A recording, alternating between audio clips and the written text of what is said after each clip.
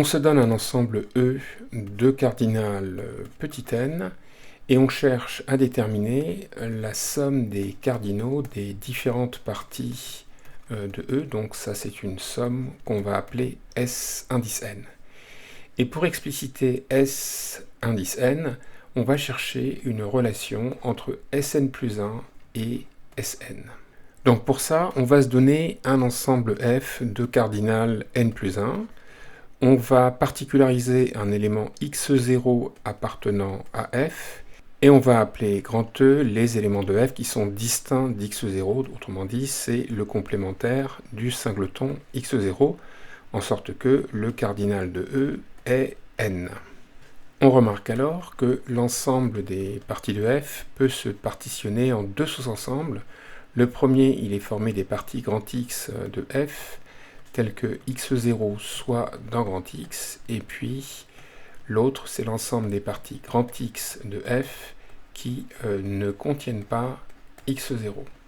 Alors cette réunion est disjointe, et on voit tout de suite que le deuxième sous-ensemble, c'est en fait P de E. Et puis le premier sous-ensemble, eh bien, il est formé de toutes les parties donc grand X de f qui contiennent x0. Donc ces parties s'écrivent sous la forme singleton x0, réunion grand Y, où grand Y est une partie arbitraire de E. Par conséquent, P de F est réunion de ces deux sous-ensembles. Donc comme la réunion précédente est disjointe, on voit que Sn plus 1, qui est donc la somme des cardinaux des parties grand X de F, donc s'écrit comme la somme d'une part des cardinaux des parties de la forme donc singleton x0 union y lorsque y parcourt E, plus la somme des cardinaux de x lorsque x appartient à P de E. Par conséquent, on peut réécrire donc Sn plus 1 de la façon suivante. Le cardinal de la réunion du singleton x0 et de y, eh bien c'est la somme des cardinaux, parce que y et singleton x0 sont des parties disjointes. Donc ça nous fait cardinal du singleton x0, ça fait 1, plus cardinal de y. Et on fait donc la somme de cette quantité pour toutes les parties y de E. Et puis ici, comme le cardinal de E c'est n, on reconnaît Sn. Alors réécrivons le premier terme de la somme. Elle peut se scinder en deux sommes. La première, c'est donc la somme de 1 lorsque y parcourt l'ensemble des parties de E, plus la somme des cardinaux de y lorsque y parcourt l'ensemble des parties de E. Le premier terme de cette somme, c'est tout simplement le nombre de parties grand Y de E.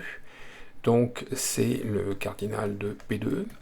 Et puis, dans la deuxième somme, je reconnais Sn, puisque le cardinal de E est égal à n.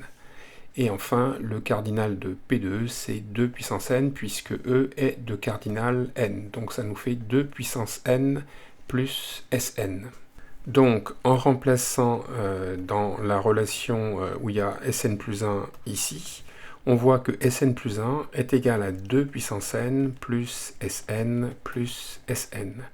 Donc, au total, Sn plus 1 est égal à 2 Sn plus 2 puissance n. Donc, nous avons trouvé une relation de récurrence entre Sn et Sn plus 1, et on va l'utiliser pour expliciter Sn. Donc on va diviser les deux membres de l'égalité par le terme 2 puissance n, donc ça nous fait Sn plus 1 divisé par 2 puissance n est égal à Sn divisé par 2 puissance n moins 1 plus 1. Et on va appeler An la suite Sn divisé par 2 puissance n moins 1 qu'on voit ici. Et on remarque alors que le membre de gauche eh bien, n'est autre que A indice n plus 1, en sorte que An plus 1 est égal à An plus 1. Donc il apparaît que la suite An est une suite arithmétique. Comme An est une suite arithmétique, on va chercher son premier terme A0. Et d'après la relation qui est ici, on voit que A0, c'est S0 divisé par 2 puissance moins 1. Donc on va calculer S0. S0, c'est la somme des cardinaux des parties de l'ensemble vide de cardinal 0, et donc eh bien, la seule partie c'est l'ensemble vide, et donc la somme S0 vaut 0, en sorte que A0 est égal à 0. Ainsi, la suite AN vérifie A0 égale 0 et AN plus 1 est égal à AN plus 1. Donc facilement, on en déduit que quel que soit n, AN est égal à petit n. En même temps, on avait défini AN de la manière suivante. AN, c'est Sn divisé par 2 puissance n-1. Donc ceci vaut Sn divisé par 2 puissance n-1.